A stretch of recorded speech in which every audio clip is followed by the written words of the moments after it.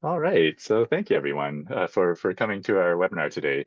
My name is Jason, and I serve as a Chief Digital Officer for the Canadian Centre for Nonprofit Digital Resilience. And it's my pleasure to welcome everyone today. We're having a conversation about the technology progress we've been able to make together. And before we begin, I would like to acknowledge the lands that we are gathered upon, even virtually. So Cinder and Imagine Canada's staff operations work and network depend on the traditional Indigenous territories to provide us with the physical space, sustenance, safety, and community in which we work, live, and play. Our head office is situated on the traditional territory of many nations, including the Mississaugas of the Credit, the Anishinaabe, the Haudenosaunee, and the Wendat. These lands are covered by the Treaty 13 and the Dish with One Spoon Wampum Belt Covenant, and they remain home to diverse First Nations, Métis, and Inuit peoples. Because we are all joining remotely, I invite each of you to pause for a moment and reflect on the land that you're living and working on, the land that allows us to gather as a community today.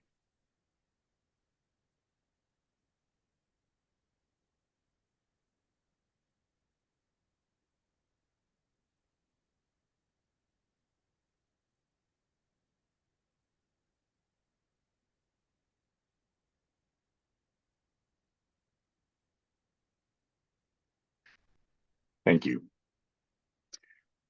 So today we're going to be having a conversation about technology, and today is a peek inside a nonprofit digital revolution.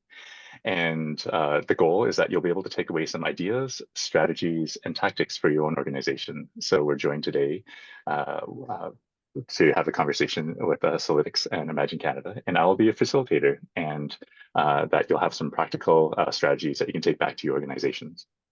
So throughout the session, please feel free to drop questions into the chat. Let's keep it active, and we want to make this as useful as possible for everyone in attendance. So please keep the chat active, and drop in anything that may come to mind.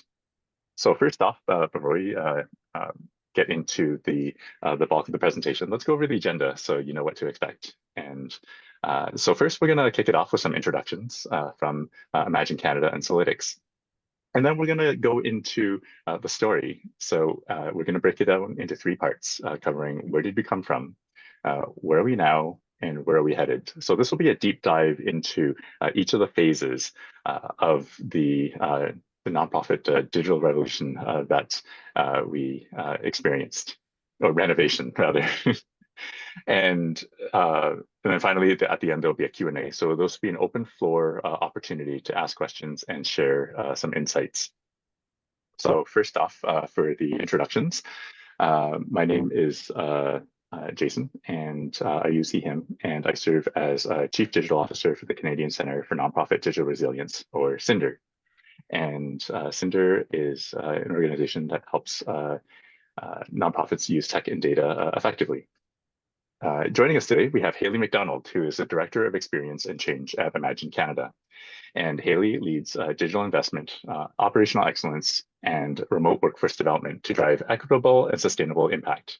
And with 15 years in nonprofits across marketing, sales, customer service, product development, project management, HR, and digital operations, she brings a holistic approach to transformation. And we have Ryan Abreu, who is Chief Revenue Officer and Managing Partner at Salytics.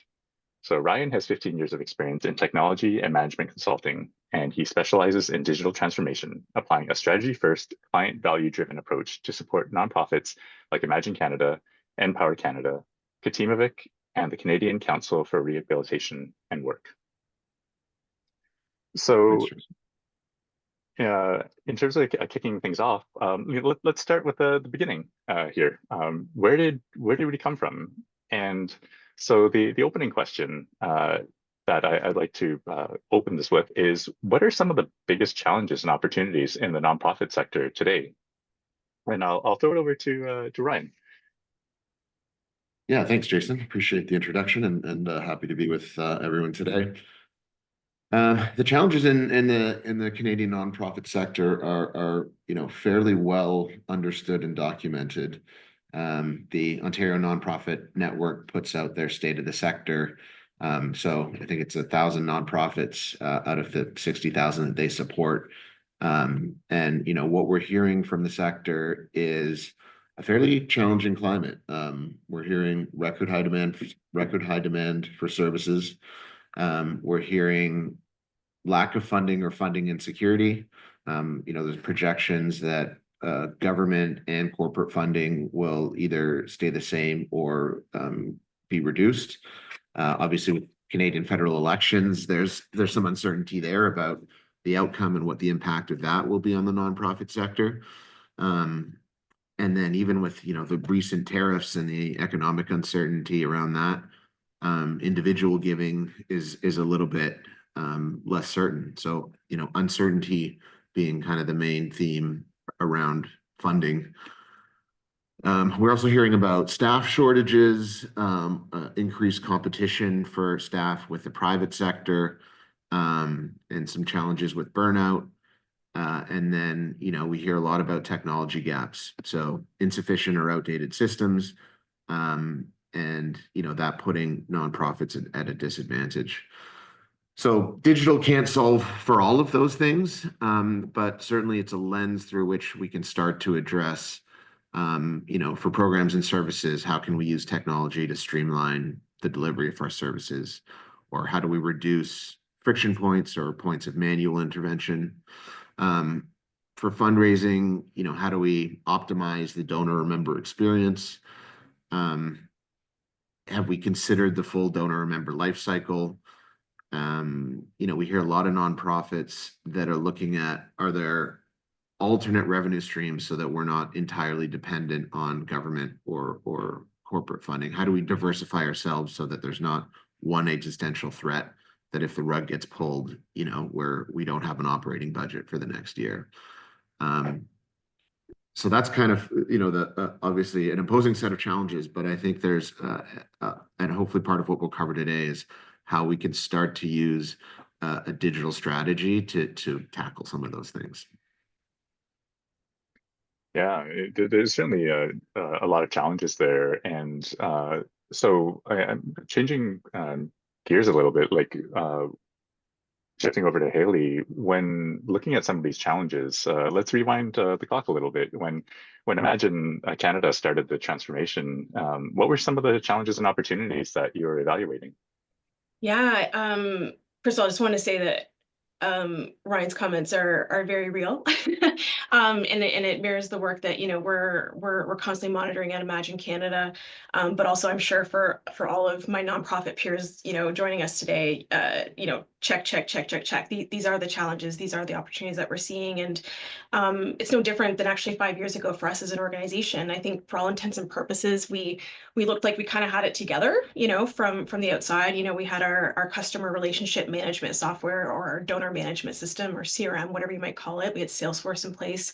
We had an email marketing platform. We had some accounting software. We had staff using spreadsheets. Like for all intents and purposes, we were looking like a digitally sort of enabled sort of organization. But I think the problem that was becoming increasingly clear is that it's not enough just to have the tools.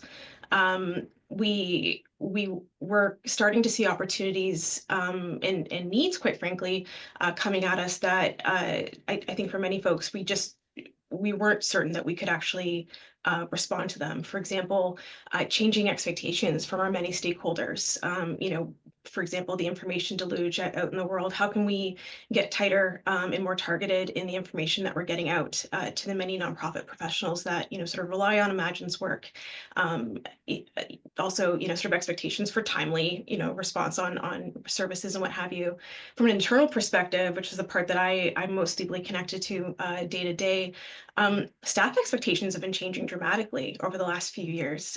We had a number of staff growing, quite impatient. They want the best tools. They want to be able to shift and do their work more efficiently, so they can focus on the work that really, I think, gives them a sense of purpose and a sense of satisfaction.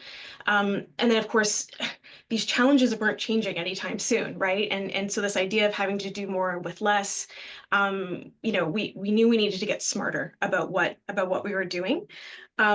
And I think the watershed moment, though, for me as an internal leader, was the recognition that if we kept doing what we were doing, it was just going to get worse. And one of those symptoms, and I'm curious if folks here have seen this happen in their own organization, was starting to notice that in the absence of a coordinated strategy, staff are going off and finding their own solutions, which is an incredibly, rational response. You see a problem, you want to fix it, but in effect, what that was doing was increasing the complexity, increasing the amount of firefighting we were having to do day to day to get our systems to talk to each other and to solve problems, and it was adding more costs and all these kinds of things. And there came a moment where I just thought, we really need to change how we're doing things, and so yeah, that's where we were 5 years ago.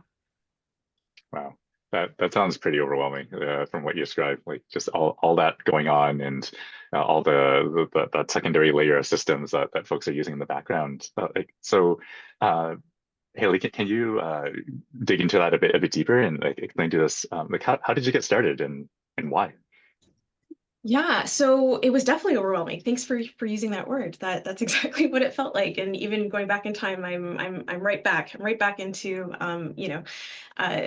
those shoes. But I think in addition to the challenges that I noted, I think the additional factor that was really contributing to the challenge was a lack of confidence on my part. While I was structurally in a place, and my team was in a place. Well, my team of one person was in a place to make a difference. I didn't come to the nonprofit sector from a digital background. And I think that's true for a lot of nonprofit folks. We come here, based on values and a vision of, a better world.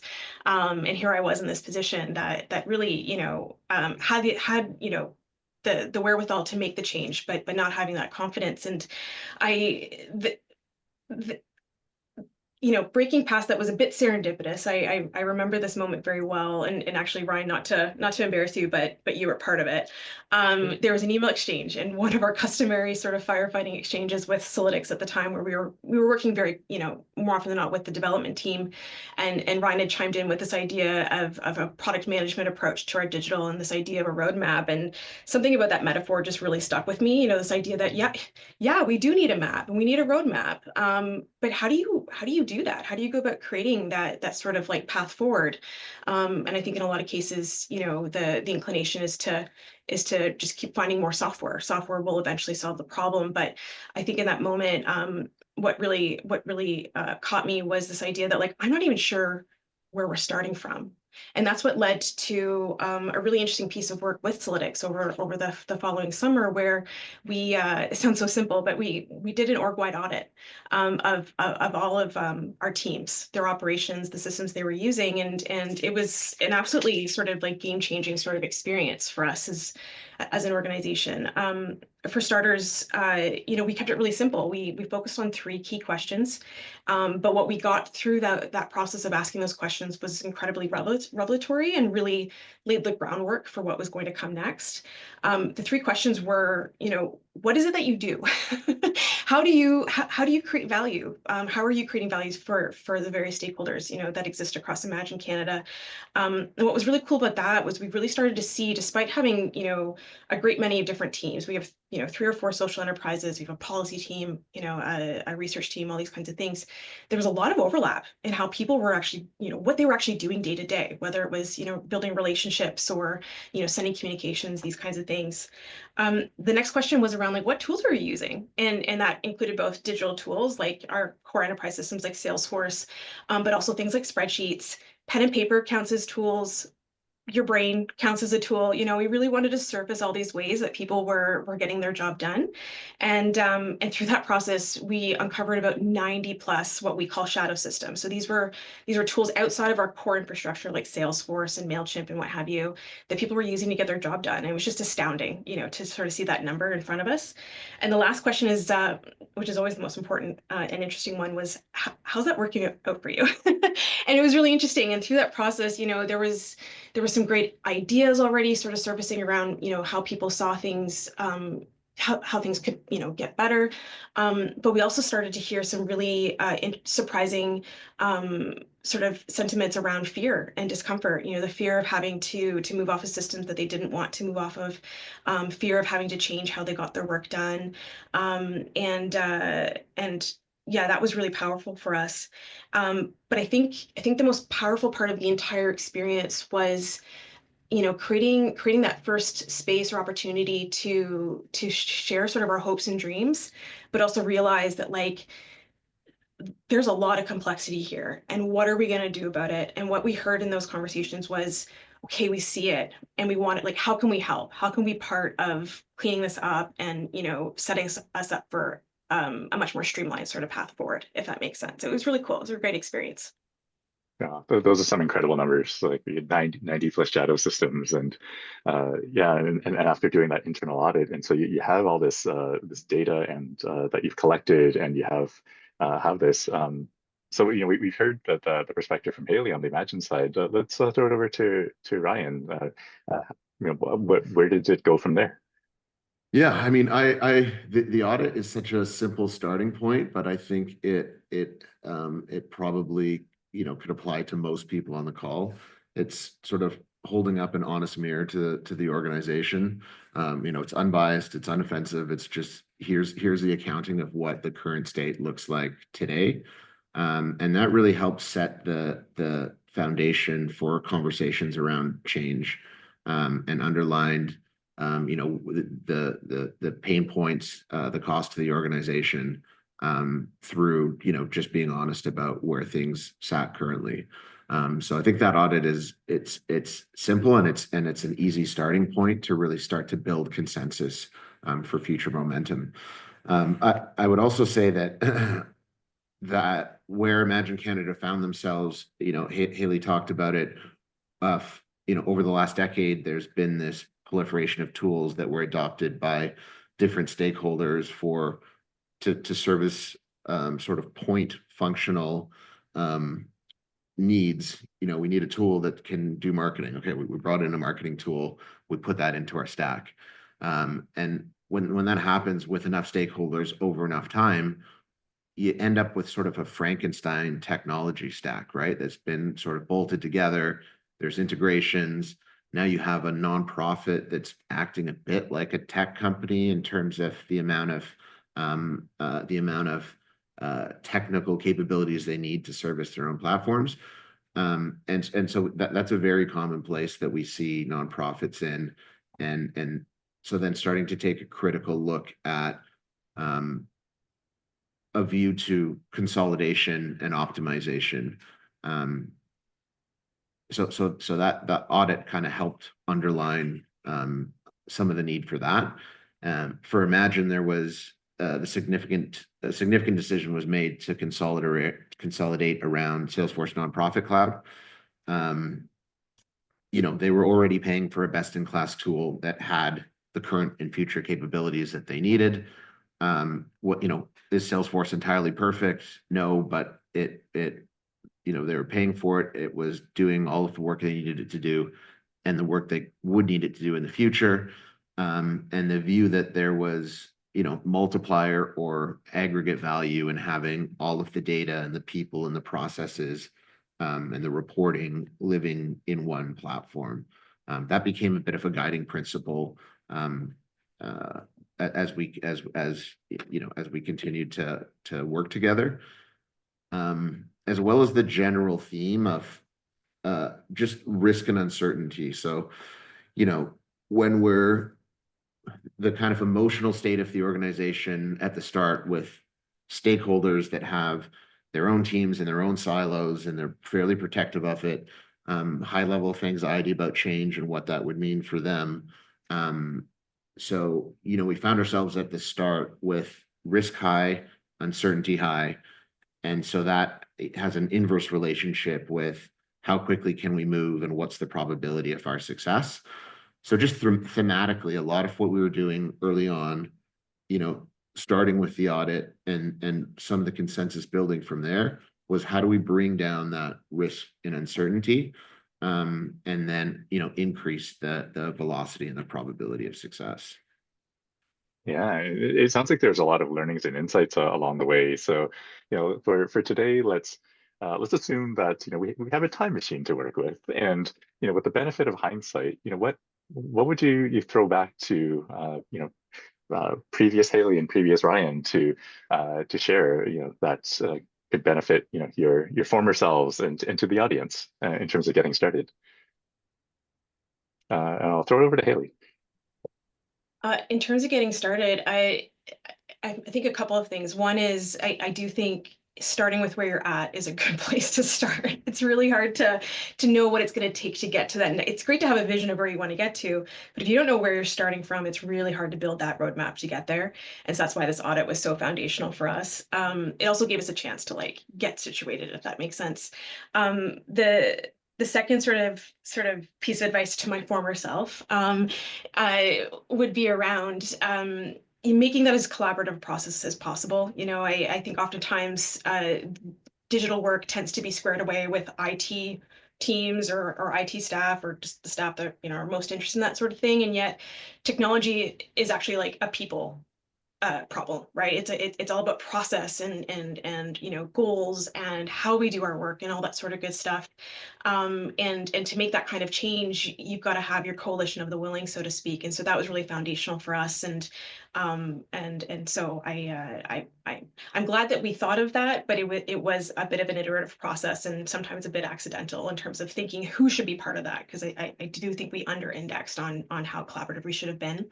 And the last part, and again, I think we got lucky here, was asking for help. Again, that is not my bias. I think like a lot of nonprofit professionals, we're here because we want to solve the problems ourselves. And again, it happened a bit serendipitously, but I'm really glad that we engaged a third party there, first and foremost, because it got the work done. I actually think we could have been in the same place 5 years on had we not had an external partner to really help push the work forward. But it also, I think, gave us confidence in the end. So, that 3 months wasn't wasted. There was a lot of energy that went into, those conversations, hours here and there. But at the end of it, we had this partner with a degree of expertise who could really validate what we were seeing and validate, what we were seeing as sort of the path forward, if that makes sense. So yeah, back to my former self, just trust your gut and keep going and keep it simple. Keep it simple, got to start crawling before you can ever get to running, right? Yeah, that's great. And I'll turn over the time machine controls over to Ryan. Right, Back to the Future. Everything Haley said there obviously is on point. I think it is important that that there's consensus at the organization around the need for change. Like, if you're not sick, you don't need to go to the doctor. So the audit really helped point out where there was systemic organizational issues, and that consensus, starting from the leadership and the top down, that listen, this is necessary. Maybe it's framed as a pain point, maybe it's framed as an opportunity, but yeah, that part of the transformational goals of the organization from the top down, there's acknowledgement that we need to change, and that helps people sturdy themselves a little bit for, like, it's going to be uncomfortable. There'll be points where we disagree, but it's worth it, and we have a view of by going through this change, there'll be a net benefit to the organization as a whole. And that I think that plays well with that the whole activity, it should be considered through the lens of the greatest benefit or good to the organization. And that's really what starts to break down the silos and converts your stubborn stakeholders into willing participants. Is if we can agree that the organization is at a point where change is necessary, to Haley's point, we bring together a coalition of stakeholders to review our people, process, technology, do the audit, and come up with a set of recommendations. These are people that care about the organization, that are looking at its health and are now advocating for action to remedy it. That kind of becomes the North Star for change, right? Like, there's going to be some disruption along the way, but ultimately we're moving in the right direction. And in terms of just top-down direction, building consensus, and having a guiding principle for how to move forward when you encounter resistance in the future or challenges in the future, it's a very useful North Star. Yeah. And one of the things that I really love about renovations, if there is something to love about it, is that you get a sense of like the satisfaction from the the before and the after. And so we get a glimpse here today for the digital renovation before and after. So shifting gears a bit, let's pull it into the present day. And can Haley, can you tell us a bit more about what were you able to accomplish, and let's dig into some of the technical and operational initiatives and outcomes that came out of it. Yeah, absolutely. I wish I had beautiful before and after photos. Those are always very satisfying. I might actually Google that on occasion. But um, I can tell you where we've been able to get to. And what I'll start with is, using Ryan's language of a North Star, and it probably makes sense based on what I was describing coming from our audit. There's sort of a two-part North Star for us over the last 5 years, which has really been around decomplexifying or simplifying, and then also coordinating, like starting to actually work together to do digital differently going forward. Um, we, using that lens, actually selected about 3 streams of activity. And we based that on how we were generating the most value for our stakeholders, but also where our staff time was being spent the most heavily, if that makes sense. And so the 3 streams that we landed on, one was around relationship building, and in particular email. As an organization, we send about 400 plus emails in a year, whether that's newsletters or direct emails, these kinds of things. And so it's an incredibly valuable way of building relationships with our stakeholders. But it takes a lot of work and a lot of energy, and our systems were not set up to make that process easy, if that makes sense. So what we did there was we actually converted over to a Salesforce base. So we were already on a Salesforce for our customer relationship management software, and we worked with Salytics to migrate our email marketing infrastructure to a Salesforce-based product, which is called Account Engagement, and that has dramatically sort of reduced the time and effort to set up the lists to send emails to understand, whether or not people are even opening our emails and what kind of content is, they're really attracted to, which is then being able to feed into, better decision making around the kind of communications that we're sending. But the staff time savings have also allowed us to shift to other forms of engagement, including experimenting with a podcast. But I think more invaluable, especially in this day and age of being so highly digital, shifting to events where we can actually bring people together to build relationships, all that sort of good stuff. The next stream is really around how we generate revenue, and we have a number of social enterprises at Imagine in addition to the fundraising that we do, and that results in about 4,000 transactions in a year, and they range from free products that we process through our systems all the way up to the grants that we're very fortunate to be able to secure. But that's a lot of staff time, energy to process those transactions, move them through into our accounting software, and so that was the separate project that we did, our second project that we did, which was consolidating and integrating our billing software with Salesforce and our accounting software. And that's been really fabulous and has resulted in about 25 to 50% reduction in our frontline staff time and effort to process those transactions, which is wild, and has really allowed them to actually elevate. So before they were very much stuck in clicking, copying and pasting administrative, sort of work. Whereas now they're much more focused on quality assurance, process improvement, and actually advancing their own digital skills. We've seen some staff actually be able to advance into more senior roles even because of the advanced digital skills they've been able to acquire, and the level of responsibility that they now can sort of hold because they're not stuck sort of processing things in a more transactional sort of way. And then the last stream has been more operationally or culturally focused, and it speaks more to the coordination sort of aspect of our North Star, which has been to create an internal leadership body that works together on our digital strategy. So long gone are the days where teams are sort of making their own choices around major sort of digital investments, and instead we're making those choices together. We're really pressure testing those decisions, ensuring that there's a good solid business case there, yeah, just having really good conversations around building a coordinated roadmap for what's ahead, which has been incredibly invaluable, and actually led to the project that we're just actually getting close to wrapping up in partnership with Salytics, which has to do with our new standards community for our standards accreditation program. But I think Ryan might actually be the best person to speak to that. So maybe I'll bop it over to him.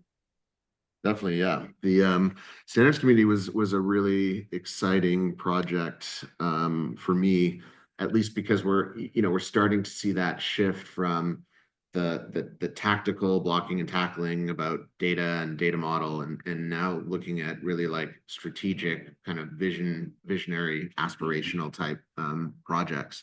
So just contextually, the standards community, obviously Imagine Canada supports organizations through their accreditation program.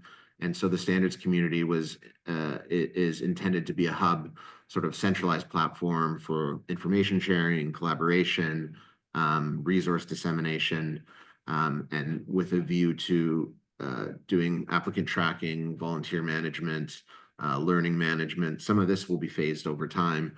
But really, the vision is sort of it being this town square for the nonprofit sector, and kind of mutually driving value, collaboration and value, both ways. So really an exciting project overall in terms of sort of scope and vision.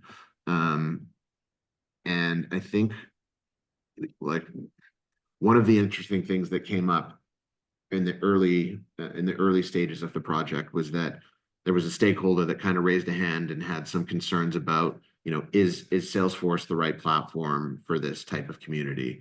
Are there simpler tools that we can use to address this? And so this was the type of disruption that we had encountered before, and it could potentially really throw a curveball that has the whole thing kind of spin out of control. But based on kind of the North Stars that we had defined and the alignment and consensus that we had built, what we did is we worked with that business stakeholder to define what their high priority use cases are. So what are the critical use cases that you need in the tool, regardless of what platform it was? And then we had each platform demo, and the stakeholders scorecarded against those use cases. How well did each of these perform? What are the relative strengths and weaknesses of each? And then, on reflection of both those scorecards, and then looking back to those guiding principles of like, we just made all of this effort to consolidate. If we're introducing a new tool, we're introducing a new integration, we're introducing a new platform that users need to get trained on. So how much overhead or technical debt is associated with this with respect to the system overall, as opposed to just the singular sort of view of this would be slightly easier to use. And so based on all of that, we were able to kind of build consensus and move forward quickly on that decision. So for me, what was enlightening was just that it's not like we had this upfront kumbaya moment and we permanently eliminated differences in stakeholder visions ongoing. But what we did do is, create a culture and a process, and again, that North Star, where we're able to kind of quickly break this down into definable use cases that drive value, objectively scorecard, and move forward with confidence, where even the biggest holdout stakeholder, saw the light and bought in. And so just that cultural shift in addressing that sort of challenging moment was a real breakthrough from my point of view. Mm-hmm. And that shift in maturity that you describe, like, is there a specific kind of project that you would point to where that subsequently helped with additional like challenges that you would identify, Haley? It's playing out day to day, quite frankly. I can't sort of emphasize enough what a shift that was for our team, and how important it was to have that stakeholder in particular make that shift, because they're quite, you know, influential within the organization.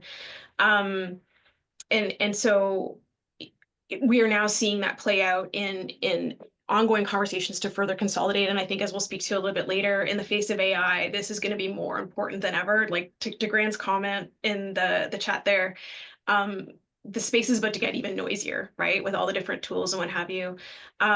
What I really valued through that process, to your point, was just around that ability to sort of see that process through. And I think what it also reinforced, in addition to this North Star, and that, you know, we're making the right choice and what have you, it's that, it's worth doing the work up front to get clear on what the goals are and what the non-negotiables are, what the nice to haves are, so that you can stop swirling around with all the different solution options, right? And then move forward, if that makes sense. And I do think that's a stage that a lot of, you know, folks skip past. I've done it myself, and it's a natural inclination when you're trying to move fast and solve things. So it was great to have Salytics come in and really help slow us down, you know, get everything, you know, out on the table, and start to work together to prioritize everything. And one thing we didn't mention is that project we'd actually been swirling for about a year.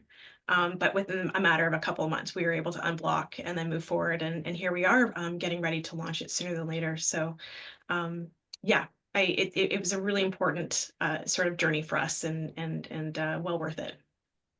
Yeah, and being able to lift your head out of the swirling. Sorry, I'll toss it over to Ryan to No, speak. I just had a thought Yeah. as Haley was saying that like something I see a lot of in this situation is, especially when you're looking at a alternate tools and you start talking with a sales rep, like the goal of that sales rep is to sell that tool, create doubt about the other tool, and that can be really disruptive inside of these scenarios where, you know, stakeholders have, you know, different opinions, and they're getting the talking points or the validation to get more deeply entrenched. Like, working with those sales reps across those different platforms can exacerbate some of those issues. And so just kind of separating that out and coming in with a scorecard that you know we had objectively come up with up front, just help not introduce that unnecessary disruption. And so when moving out of the swirling, and you know, you've had the benefit of, you know, not only working with Imagine, but more broadly too, and you know, being able to lift your head out of the swirliness and, you know, out to the bigger picture. Like, can you speak more to your perspective on that? Yeah, one of the really interesting aspects of this project, but I think opportunities for all of the folks on the call in thinking about the evolution of nonprofits, is looking at looking at donor or member life cycle. And yeah, this was the slide. So people have busy lives and short attention spans, and the biggest upfront challenge that nonprofits have is awareness. You know, do people know that we exist, know what we do, understand the value we bring? And the next biggest challenge is probably engagement, right? How do we get people to actually engage with us? So once you start to have this ecosystem of people that are aware or engaged, it's an important consideration to think about the full life cycle of potential engagement. And especially when you have people that are program members, or participants, or beneficiaries of your service, like these are the people that know your organization, know the people inside of it, they know firsthand the benefit of that organization. There's a real opportunity for building an ecosystem and building a community here. But it is important to be thoughtful of what are the opportunities you're giving people to come back and engage, participate, collaborate. So not just, you know, the days of just sending a quarterly newsletter is kind of table stakes and over. But the opportunity for nonprofits is that people generally really care and identify deeply with nonprofits. It's not just a brand affiliation, like I like Heinz ketchup. You know, it ultimately can really become part of people's identity and you know, how they identify themselves. And so, you know, making sure that overall life cycle of donor members, from awareness engagement to potentially program participant to volunteers. Like, these are the people that can evolve down the line to become advocates or donors or corporate partners or participate in our mentorship program. And so just thinking about the end-to-end life cycle of people that are, engaged or advocates inside of our ecosystem, and having a digital strategy that isn't just one-way communication of marketing, but there is some community building. There is aspects for collaboration, connection, and giving value back to those folks. I think that's a really powerful strategic consideration that digital can support. And especially when you're thinking about those long-term goals of, we need to diversify funding. We don't want to be so dependent on the government. Inside of this ecosystem, there's lots of different value that can be unlocked if it's put together the right way. Yeah, well, speaking of funding, there's certainly the elephant in the room of, the question of, how do charities finance this work? And I'll throw it over to Haley. Like, how did you deal with that, with the elephant? Yeah, and I wish I was coming to you with, the silver bullet, like this will unlock and move you past that immense problem. But where I would start with answering that is really with the business case, and again, this is where working with a partner can really help with sort of understanding the value and the opportunities and the costs of doing that work well, and from there using that to really engage your leadership and get their buy-in. That's been invaluable for us, having our senior leadership really see the opportunity that's in front of us, the costs of not doing or not taking any action, and in that way helping us really start to protect resources for this work. And sometimes it's a couple $1,000s, sometimes it's a little bit more, but just having them at the table and saying, yes, we see this as a priority and we're here to help you with that, has been huge. And then from there, doing what nonprofits do best, being really resourceful, being really creative, being really sort of mindful about how you structure the projects in order to get them done with the resources that you have. Starting with, what percentage of the work will you try to keep in-house versus outsource to, a potential partner? How might you be able to protect some of your overhead funds that come in through projects or what have you for these projects? Having a well-costed project to begin with, which is something we do often with Salytics, really helps with saying, okay, if we want to get XYZ done, this is how much we need to protect in order to be able to advance that piece of work. And from there, I do think there's some work or some help that we've gotten from our finance team. So there's the cash side of it and being able to afford the work, which is, where sort of protecting it from the funding that's coming in is really important. But then there's also how that then sort of is worked through on your books. And working with our accounting team, they've really helped shift our thinking to, yes, we need to pay for this thing up front in this year, but in terms of how this shows up across our books, if we treat it as an asset, which much of this work is, most of this work is creating, tangible and in some cases slightly intangible assets. These can actually be amortized over the course of 3 to 5 years, whatever the life cycle or the lifetime of that asset is, and that's been really game changing for us. I think it's taken the pressure off a little bit, in terms of being able to say, okay, like, yes, this is going to cost money, but we can figure out a way to make this work. And in the last area, and I think I've mentioned it, a couple different places, but really having that partner has been so game changing and can really help you with making that the funding part of it, the financing part of it work. A good partner will work with you to figure that out. They're much more focused on your success, and helping to get you there, that they're willing to figure out how they fit into that puzzle and go from there. So I hope that answers the question. I know it's not a silver bullet, but it's Yeah. definitely a huge difference for us. Oh, very much so. And in terms of like working with partners, from your perspective, Ryan, what advice would you have for everyone in attendance today in terms of, what would be helpful to keep in mind moving forward?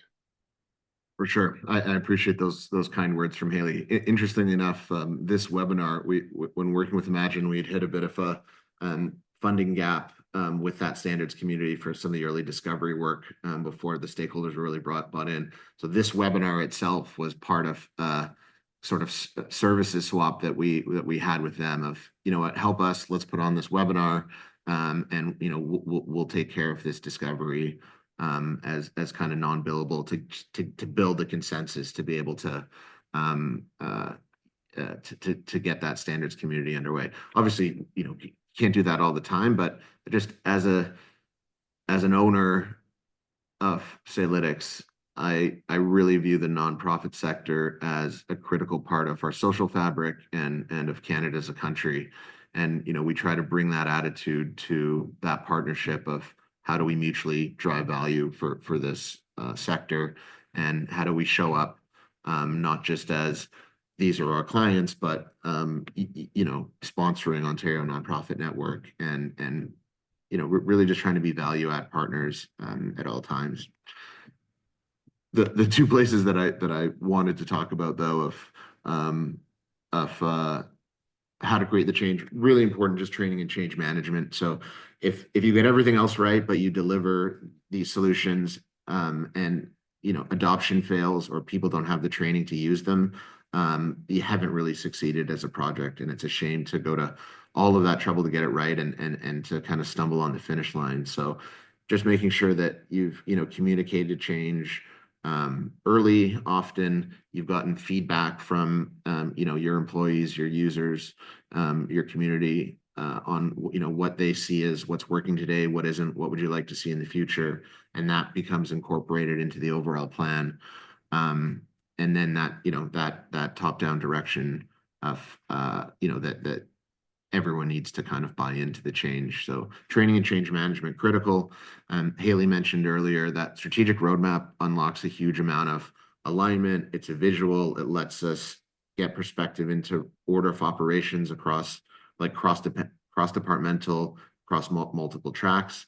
And it also gives us good insight into budget, total cost of ownership, and the way that we work in an agile, like we revisit that annual roadmap each quarter, and the pieces on the board shift depending on priority, depending on sense of urgency. Maybe something in the order of operations didn't happen. So taking an agile view, strategic roadmap for the long view, but agile so that as we're moving through it, we're flexible to change. Yeah. And so now we've covered the past and the present and you know where we are, and I'd like to look ahead to the future. And but before I move ahead, just a reminder to everyone that you know please drop your questions into the Q&A function in the webinar as we're coming up towards the end. But looking ahead, where are we headed? You know what's ahead in the future, and you know what do you see as some of the big bang opportunities on the horizon for digital enablement with regards to nonprofit? And I'll throw it over to Ryan. Yeah, so definitely, I would say a good starting point is just that this thinking, planning, acting, long-term strategic in itself, having the internal operating system to be able to address some of that is in itself worthy of pursuit. So I think that that's certainly an opportunity. Obviously, everyone's, you know, AI is talked about everywhere. Boards and leadership want to know what our AI strategy is. So that's very relevant to the conversation. And then, you know, we hear a lot about becoming data-driven organizations. Yeah, and over to Haley. What are you seeing in terms of big bang opportunities? I almost want to hear it from everyone who's listening in today, because I'm curious if we're all sort of going to circle around the same place. But I would just, yeah, I would echo what Ryan said. And I would say that for us, AI is really sort of the core idea, and how it is going to affect our approach to strategy, our approach to governance around digital, how it's going to affect our approach to how we, you know, support and develop our own talent internally. And how do we figure out how to go about this? Like, to Lynn's comment in the chat there, this recognition that we can't go it alone, you know. So I think there's lots of exciting stuff ahead, but AI really is sort of the organizing concept, and I think you know, we're well positioned with the relationship that we have with Ryan and his team, and of course what we've been able to build internally, you know, in that digital maturity, as you called it, Jason. Yeah, I think AI is top of mind for a lot of organizations, and I imagine for many in attendance today. And so, digging a bit deeper, what are the specific opportunities for AI, and how can everyone plan for this? Yeah, so my joke about AI is that it's a solution without any problem. And that it just kind of underlines the need for AI to be, you know, considered in terms of what is the actual value that this drives back to the organization. So it's an exciting technology, it's moving quickly, but like, let's not get distracted by the shiny object. Let's do thinking about like, what are the AI use cases that can really drive value for the organization in terms of delivery of service, in terms of internal efficiencies or workflow, corporate governance or otherwise, and then work backwards from that. And typically it's an iterative approach to complexity, right? Like, there's steps that you take along the way. It's not just that you turn it on and it works amazing. And the other consideration that brings us back to those first principles at the start of the webinar is that, like, AI is not a genie. It's only as smart and capable as the size and accuracy of the data that you give it. So you really need to go back and look at, like, is our data consolidated and accessible? Is it accurate? Is it complete? Do we have the data points to service the AI functionality that we've identified as being aspirational? So it often starts with that, like, here's what we want out of AI, but we have to go back to a data exercise to make sure that we have everything there that can support realization of those use cases.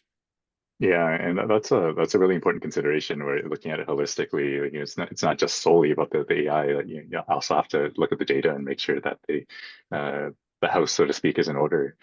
Um, so yeah, that brings us to our open floor Q&A, and I see that you know, there's been a question by Brandon. So thank you for submitting the question. And the question that we have here is, if there's one thing that you could have done differently during this digital renovation, what would it have been?